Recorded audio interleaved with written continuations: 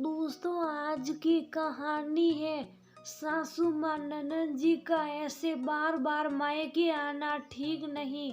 दोस्तों, कहानी शुरू करने से पहले अगर आपने चैनल को सब्सक्राइब नहीं किया हो तो कर लीजिए ताकि आपके पास पहुंच सके हर नया वीडियो। आप लोगों की शिकायतों का पिटारा तो कभी खाली नहीं होता। कभी आप लोगों ने सोचा है कि मुझे भी आप सबसे कुछ शिकायतें होगी। अगर मैं कुछ नहीं करती तो इसका मतलब ये तो नहीं कि आप सब परफेक्ट हो। इतने दिनों से नंदिनी के दिल में भरा आक्रोश आज फूट ही गया। लो, अब ये हमारी शिकायत बताएगी।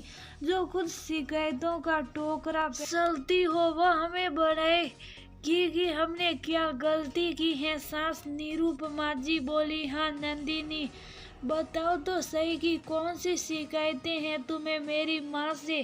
पति सर्वेश ने पूछा। क्यों सर्वेश, भूल गए आप भी? जब हमारी लव मैरिज हुई थी तो घर में कितना हंगामा हुआ था।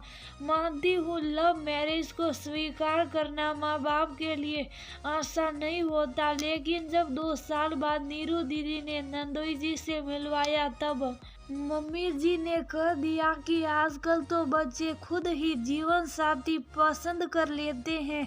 अच्छा है हमें लड़का नहीं ढूंढना पड़ा। तब वह बात कहाँ गई कि लड़की ने अच्छे भले लड़के को फंसा लिया है। जब मेरे पापा ने दहेज देने से मना किया तो भी मम्मी जी ने खूब ताने दिए और नीरू दीदी की शादी में ये कह दिया कि लव मैरिज में दहेज नहीं दिया जाता। पिछले 10 सालों से मुझे बात बात पर ताने दिए जाते हैं। मैं एक दिन को भी बीमार नहीं पड़ सकती। मुझे कहा जाता है कि नीरू से कुछ सीख, कैसे अपने घर को मैनेज करती हैं। घर भी साफ रहता है। अरे जो महीने में 15 दिन आकर मायके में रहेगी, मायके में ही खाना पीना होगा तो उसका घर तो साफ सुथरा रहेगा। रहा सहा नीरू दीदी की सास, उनको घर के कामों में सहयोग करती है। मुझे घर के कामों में कौन सहयोग करता है, उस पर छोटे बच्चों को भी संभालना और आए दिन ननद नंदोई की खातिरदारी भी अकेले ही करती हूँ, जिसमें कि मुझे साफ कर रखा है कि उसमें कोई कमी नहीं होनी चाहिए। उस समय कौन मेरा हाथ बटाता है। मैं एक दिन के लिए बीमार हो जाऊं तब भी घर के सारे काम मैं करती हूँ। तब क्यों नहीं नीरू दीदी को बुलाया जाता, क्योंकि काम उन्हें करना पड़ेगा। उस दिन मैंने कहा कि सीवी के एग्जाम चल रहे हैं तो नीरू दीदी को कुछ दिन मत बुलाइए, लेकिन मम्मी जी ने फिर भी बुलाया, ये कहकर कि कौन सा कलेक्टर की पढ़ाई है, उसके नंबर कम आए तो आपने भी मुझे ही कह दिया कि सारा दिन करती ही क्या हो, जो बच्चों को ठीक से पढ़ा भी नहीं सकती। कल मेरी तबीयत खराब थी। मम्मी जी ने नीरू दीदी को खाने का न्योता दे दिया। मैंने कहा कि मेरी तबीयत ठीक नहीं है तो मैं ज़्यादा कुछ नहीं बना पाऊंगी। इस पर मम्मी जी ने कहा कि दामाद के सामने एक सब्जी अच्छी नहीं लगती, सुबह देर तक आराम कर लेना। आज मैं अपनी सहेली के घर जा रही हूँ तो मम्मी जी बोली कि जब तुम्हारी तबीयत ठीक नहीं तो बाहर कैसे जाओगी। जब मैं तबीयत खराब मैं घर के सारे काम कर सकती हूँ तो अपना मन बहलाने के लिए थोड़ी देर घर से बाहर क्यों नहीं जा सकती।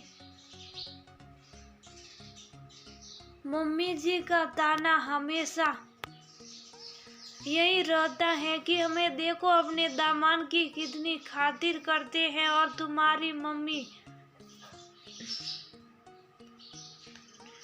कभी नहीं बुलाती।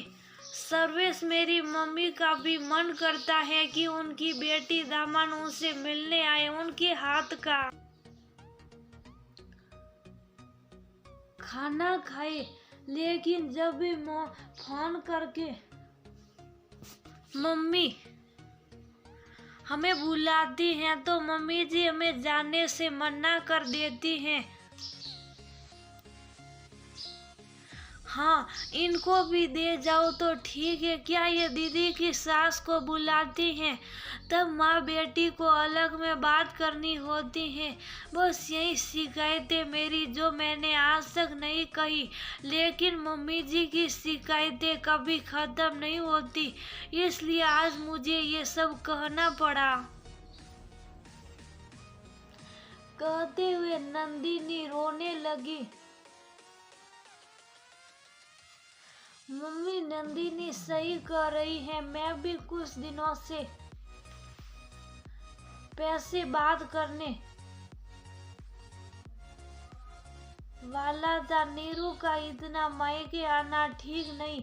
अब से जितनी बार नीरू मायके आएगी, नंदिनी भी अगले दिन अपने मायके जाएगी। आज नीरू और मेरी जिंदगी में भेदभाव करके हमारी जिंदगी उजाड़ो मत। आज तो नंदिनी ने ये सब आराम से कहा है। सोचिए, अगर ऐसा ही चलता रहा तो कब तक नंदिनी चुप बैठेगी। और नंदिनी, आज तुम्हें जहाँ जाना है जाओ, कल हम तुम्हारे मायके चलेंगे। मैं भी तो देखूं ससुराल की खातिरदारी। सर्वेश ने हंसकर कहा तो नंदिनी के चेहरे पर मुस्कान आ गई। निरुपमा जी बेटे का रुख देखकर